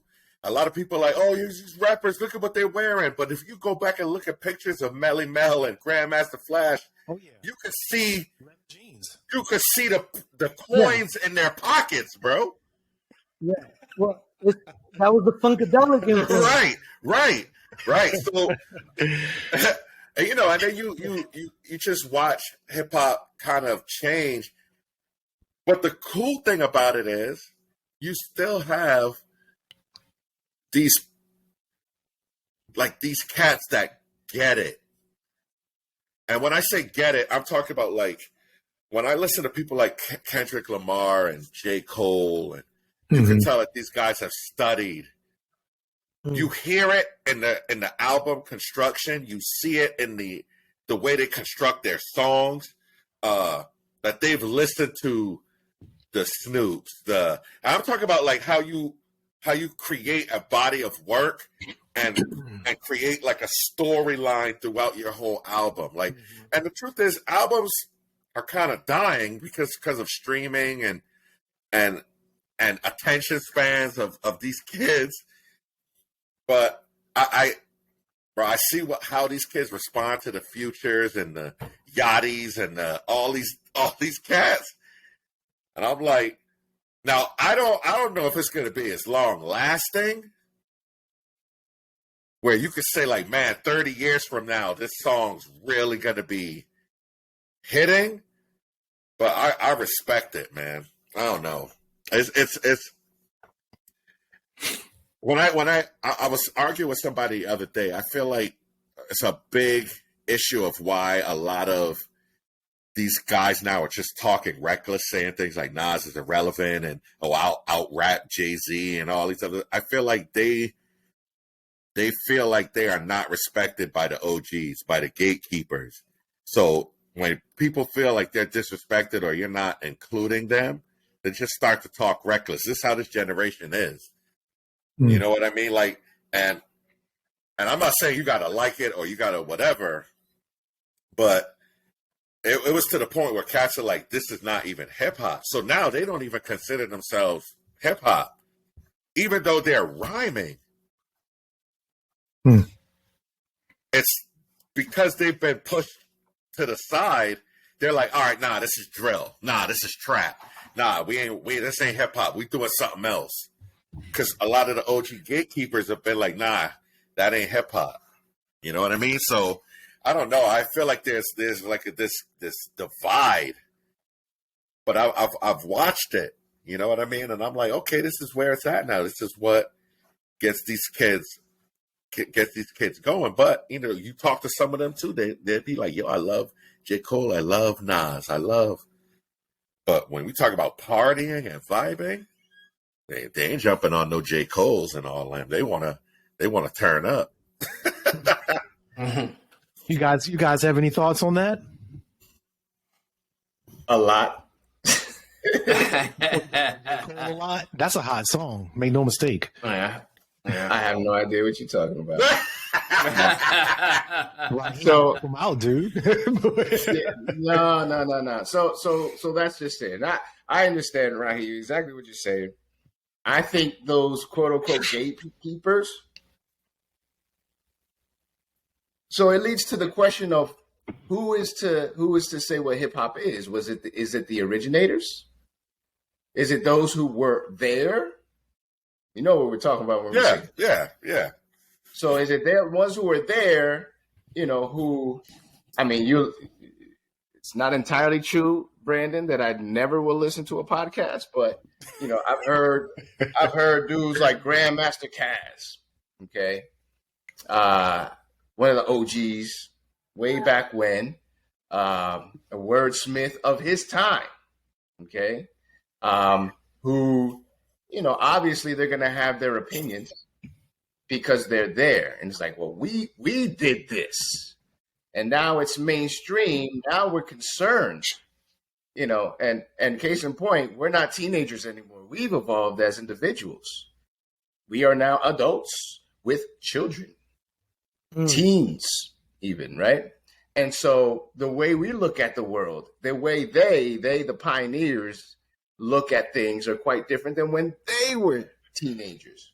So we're looking at this now, or they're looking at this now and saying, that is not what we did. That has nothing. What is Little Yachty saying? Put him up in. What did I see? I saw a clip. He was on some. I think it might have been Funk Master Flex's show, a live show, And if anyone doesn't know, Funkmaster Flex likes to get MCs on there and he put a beat on, do a freestyle, give the audience something. And he couldn't do it. Couldn't do it. Now we know not everybody there is coming from the top of their head. They're putting on some written lyrics that they had and they memorized, whatever. That's fine. But he couldn't even do that. He couldn't even do that. So when you have Grandmaster Caz or someone else saying, him? You trying to say that's hip hop? No. That's not what we did. That is not what we did. Mind you, their hip hop was about who's better than who lyrically. Mm-hmm. Mm-hmm. And so when you come up listening to that, you hear that competitive vibe going on. Okay, who is better than who? And then you see what's hot now, because I totally agree. The teenagers sort of decide on what the trend is. But do we like that trend? Do we like that you have your suburban kids going to private school, but want to listen to that drill rap and know about gangster life and talk like the gangsters? Is that what we want? Should that be cool? Right? And so that's where, as an adult today, I have a problem with, you know what? You don't know about that life. Yeah, certainly that's got to reflect. There's going to be some elements that reflect in their reality, but not everybody's a gangster. Not everybody's a Crip or a Blood or understands that lifestyle. Therefore, you shouldn't have anything to do with that. Why should that bleed into culture as a whole? As a whole, right? We hear about the shootings, we hear about the violence, and that's always been the case, unfortunately, within the hip hop community. Mm-hmm. Unfortunately. But is it the same as what it was before? I don't know. No. Yeah, I don't think it's the same at all. I just think, and again, well, Brandon, I want to hear when you say devolved, what do you mean by that? So what I mean is this, like when hip hop I'm going to start like in the 80s, right? Like it came out of New York, right? New York and New Jersey. And so you're talking about shoes, my Adidas, right? You're talking about the kids that were getting on the cardboard boxes and breakdancing. You're talking about having battle raps, right? You got a circle and you're battling, you're going back and forth. Who was better? This and that, battling. Like you had that type of conversation going on. LL Cool J talking about my radio. Believe me, I like it loud. I'm the man with the box who can rock the crowd. Walking around with his boombox. I had one of those with the 2 tape decks, right? And then you kind of go forward a little bit. Once you come into the 90s, right, then you have De La Soul, who's more socially conscious. NWA were socially conscious in a different type of way. They were real out there in Los Angeles. Public Enemy was probably the most socially conscious, right? Talking about, I got a letter from the government the other day. I opened and read it and said they were suckers, and you kind of go through, then you have the Nas and the Jay-Z's and talking about how they were on the corner. This is what they did. This is now what they're doing. There was a story that was based on real life. There was a story based on what they had lived and gone through, and that was the narrative. And I just, I don't listen to a lot of stuff today for sure. But I'm going to say 2 things. I say, number one, the beats were way better, cleaner, crisper, clearer, definitely back then. And the lyrics had something to them versus just kind of whatever. So there was more of a message that was given back then. That's what I'm saying. I'm not sure what you other guys thinking as far as that's concerned. I mean, that's how I feel in general. It doesn't speak to me. It doesn't speak to, a certain experience or whatever. But I could see Raheem's point, having been in education all these years. Sure. and seeing kind of their reality. But as far as, again, going back to music, making you feel a certain kind of way, right? But, I can't disagree with you in the fact that I feel like, it was what we were living through not so much as necessarily an entertainment piece. But like I said, we had the fun silly rap too. So Yeah, I don't know. I can't get down with it. It doesn't move me, but Yeah. Like it's funny. Because Carlos, I understand. I definitely hear your point. Because my son, I'm like, who you listening to? He's like Pop Smoke. I'm like, what do you know about Pop? About Pop Smoke? Like, who? Bro, you got a TV in your room, bro. What do you know about Pop Smoke? Like you.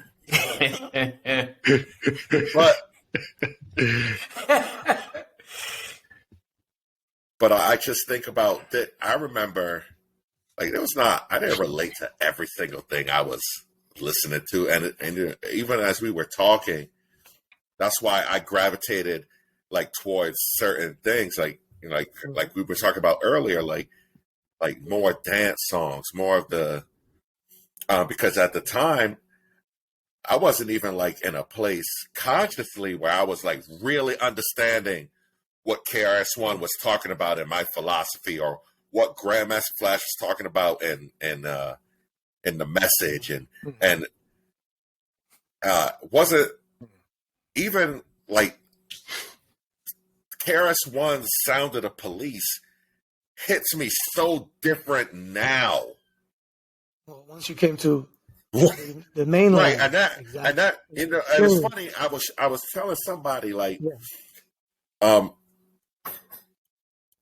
I listen to Das Effect's like first 3 albums, and there's still metaphors and similes that, because now I'm in the culture, I'm now understanding what they were saying in like the early 90s. Mm-hmm. Because, growing up in Barbados, you hear certain lyrics, I don't know what you're talking about because I don't know the little idiosyncrasies and all the little details and blah, blah, blah, blah, blah.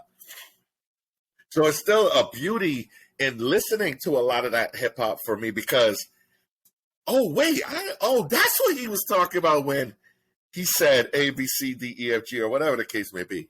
But I'm saying all that to say, I think now, especially where these kids are at, like there's definitely a huge entertainment factor to all this. Mm-hmm. No matter the content or what they're talking about, for a lot of them, it is the trendy thing to listen to.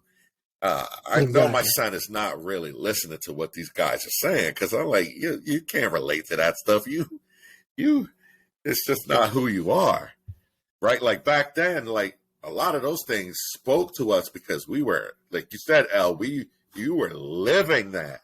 Mm. Yeah.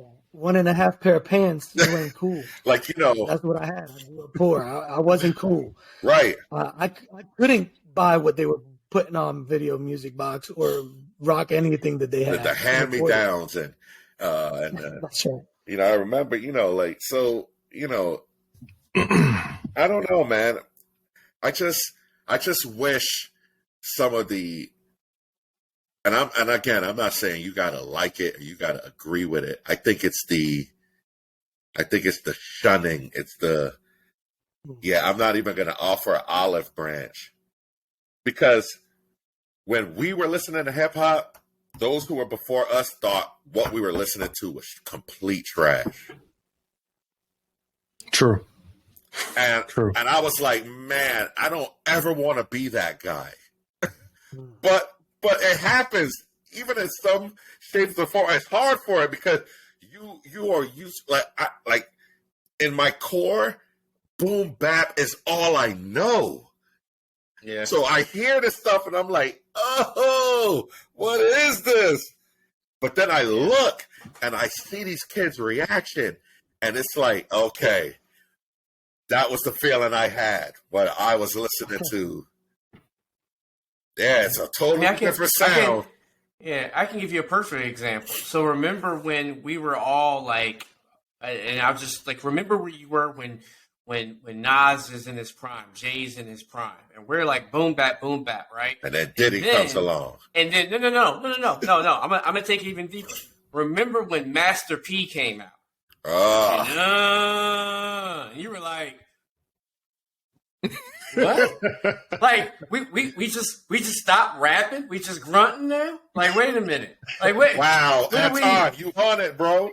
Like, what are we I remember I was here? mad at that. I was like, who is this guy? Like all he's saying, he can barely rhyme. All he's saying is, you about it? I'm about it. Are you about it?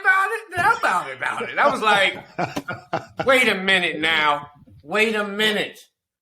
Like, right? And so, like, I remember there were camps. Like, I remember people blasting No Limit, and I'm like, trash. You're not talking about anything. What are you talking about? And then, you move to the edge of the 90s, and then here comes Cash Money. Yes. Right? And you was just like, you got a do TV, you got a diamond ring, I'm like, Carlos dying. Right? And then what happened was either it grew on you and you were like, okay, right? But if we just cut it off at the root, right? We never would have gotten Wayne.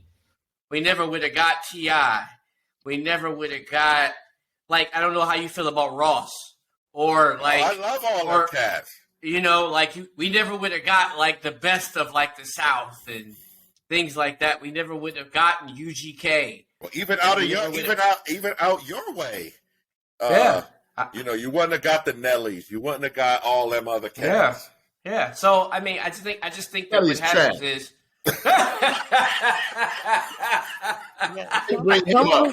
Some of us might say we don't care that we got any of them. Exactly. Yeah. Hey, listen. Right.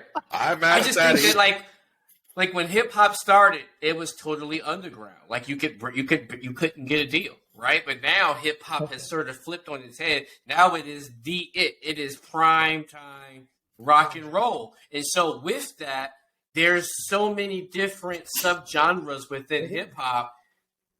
It's the pop music. Yeah. It's the pop music. And to your point, Brandon, I think too, a part that I was talking with somebody yesterday about this, but even with the advent of the internet and all of these programs, you can make your own song and promote your own self right from your basement. Mm-hmm. I mean, they call them SoundCloud rappers. Remember when that happened? When SoundCloud came out?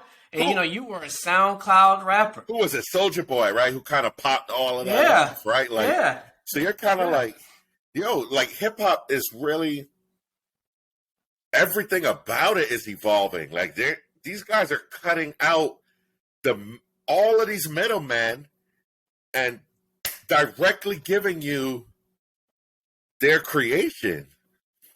And it's crazy. Yeah, and I think in one sense, in terms of the business, that is kind of an evolution in a sense of the business. I think especially when the iPod came out, I think the iPod, remember the way they marketed it was you can have 1,000 songs in your pocket. It was something like that. Like the advertising was amazing on what they did. And so that changed it for almost forever because you went from vinyl, right? Go it, to CDs. They tried to come out with the mini CDs and that failed. But then, you skip over that and then you go to the iPod and then you have SoundCloud and then you have just streaming and you don't have vinyl anymore unless you go to an old school place or something like that. So, no, I would agree. And I think what's happened is with hip hop was an in-person type of thing. You're in the streets, you're hanging out with your friends, you're at the party, you're in a basement partying, you're at a concert. Sure. Like it was different, then. And it was born out of the struggle. A lot of these cats, they're not experiencing that. Mm-hmm. Right. And even if they are, it's a completely different, experience.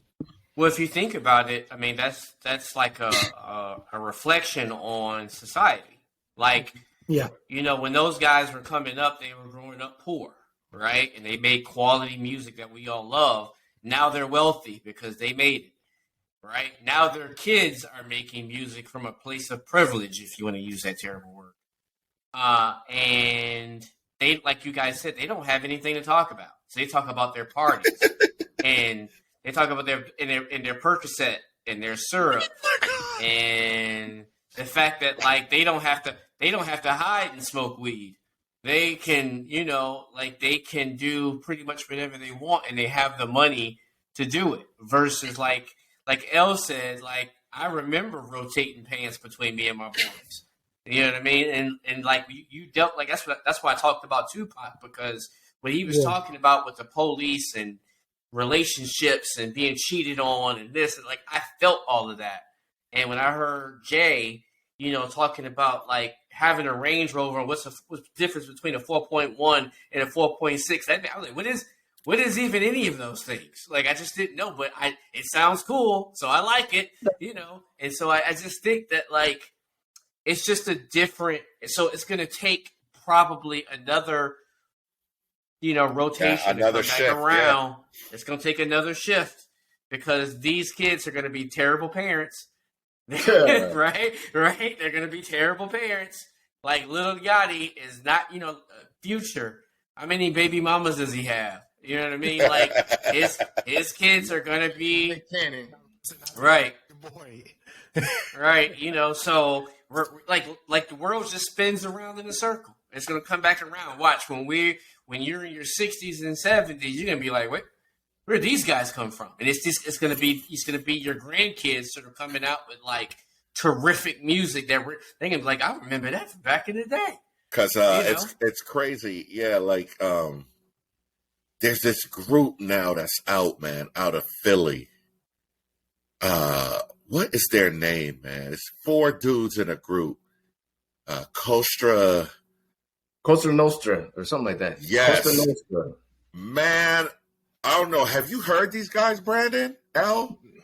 Dude, it's like these guys got teleported out of the mid-90s. Oh.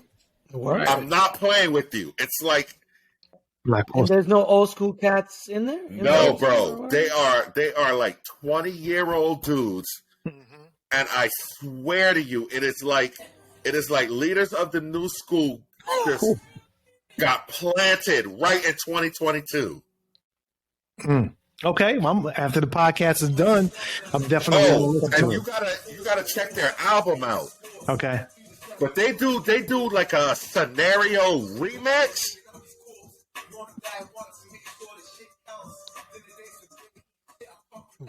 It makes you proud. It helps you understand like hip hop is not dead. Like what we love, everything we love about hip hop. These dudes are it. Hey, well, you know, Nas said it 20 years ago that hip hop was dead. Then he said, "Hip hop is dead." Came out, it was a hot song. That's sad. That's sad that you said that was 20 years ago. Well, but was it? Was it 20 years ago? Time flies. I believe you. Yeah. Okay, I think. Quick, Anton, if you could look up "Hip Hop Is Dead" by Nas. When did that come out? Okay. Yeah, whenever it was, probably a long time ago. But man, you know, however this all evolves, right? Mm. It's almost like I feel like it's not even my business. Because I'm gonna keep rocking what I've been rocking, you know, in my car, and it's generally within a certain era. 2006 that we're talking about. 15 years. Thanks. 15 years, still a long time, man. Still a long time. But you know, I think a lot of us. Okay, sorry. Have a preference, right? We still have our preference, and that's okay. I think over time, it amazes me what I learn. You know, about sometimes you see some of these documentaries. I love it. Anytime Netflix wants to come out with a documentary on something, Nas is coming out with something or whatever it may be. Mm-hmm. Give you a behind the scenes look at what was even going on back then that we had no idea about. Right. The crew. Sorry, y'all. The crew's name is Coast Contra. Coast Contra. Coast Contra. Okay. See if you can pull that up, Anton. Pull that up on the screen. Coast Contra. How do you spell it? COAST CONTRA. I wrote down COS. So you what I No, know. Coast Contra. Dude, you gotta go to the YouTube video where they're doing this scenario remix. Are we able to play that? Let's see what happens.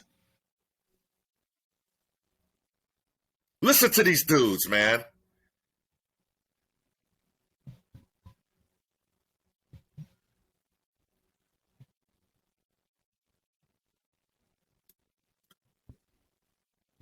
All right, I don't want to get copyrighted. Yeah. Hey, fellas, I will not lead you wrong. These dudes are the real deal. All right, come Go pull up their stuff when we get off of here. All right. That's a positive note to end off on. See? But that's not Little Yachty, right? No, not at all. Right. Well, what I'm saying, that even the oldest of old schoolers would appreciate, right? Because you know what it is. It's like, oh, okay, they're coming with something. And so it's not even, I don't think it's a matter of, disrespect because, you're this generation or this and that. I think what people have a problem with is, come with something. Come with something with a little more, refine your craft. And that's kind of what set the standard, if you will. I keep hearing, like I said, I keep learning about stuff from almost how a group like Helter Skelter, for example, how many times they would come out with something and Sean Price would say, nah, that was corny. To his own boy, to his partner. He would say, nah, don't do that. That's corny. Come better than that. So I think it's in that vein that they're saying, Little Yachty, man, no, come on. Nobody understands that. You don't know. You ain't it. You ain't it. I think it's just trying to set that standard. That, what we just heard, not many people are going to have a problem with that. Well, no, we won't. But I'm telling you now, these kids ain't listening to them jokers. They not. That's another story.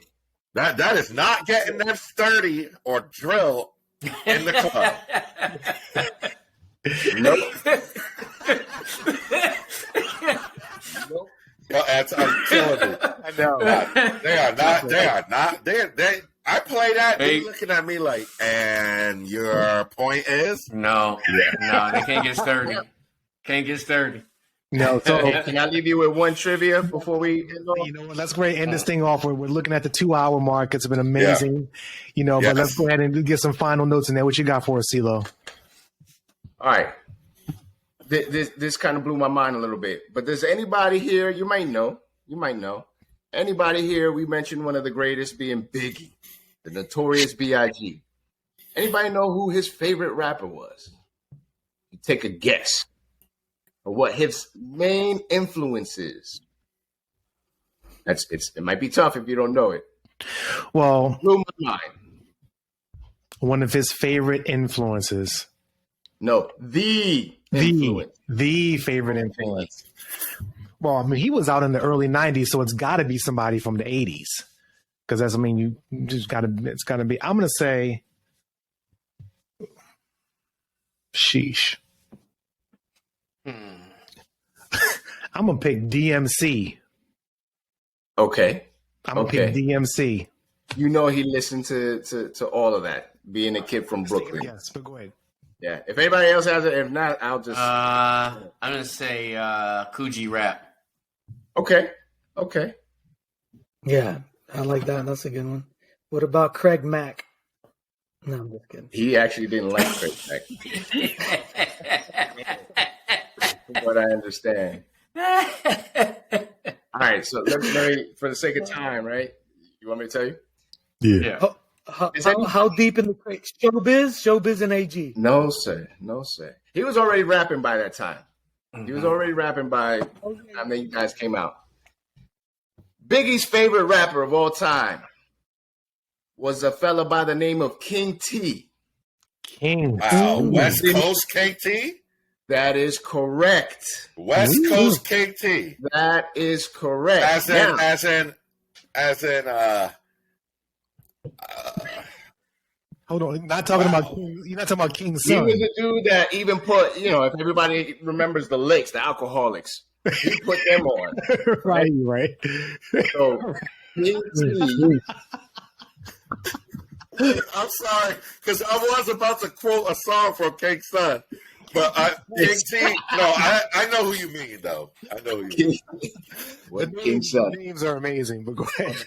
On the club tip. So King T. So here's the deal. Biggie, it's documented. Biggie would say he would listen to King T nonstop and actually got his style from King T. So if you go back and you go on YouTube, whatever, and you listen to some King T songs, okay. His delivery was the same. I bet. Okay. As King T. And don't miss the irony. Because all that East Coast, West Coast, we don't like each other and all that was garbage. And his life was ended out in LA. Yeah, and that's a shame, and it's ironic. Horrible. It's a shame. So, like your boy Schoolie D said, looking at my Gucci, it's about that time. It's about that time. Listen, guys, thank you so much for all of you being on the podcast. We're definitely going to do a part 2 to this. What I'm going to do is, we're going to kind of all add in our mix and kind of what we want to talk about. So we'll do that in a few months or so. But for everyone who listened to this podcast, I hope that you got some education. I hope you reminisced, right? Especially if you're in your 30s, 40s, or your 50s, right? And, hope that you got some inspiration and you had a great time with our conversation. So guys, again, thank you so much for your time. This has been amazing and look forward to doing this again. Take care, people. All right. Thanks, guys. 95,000. You about it?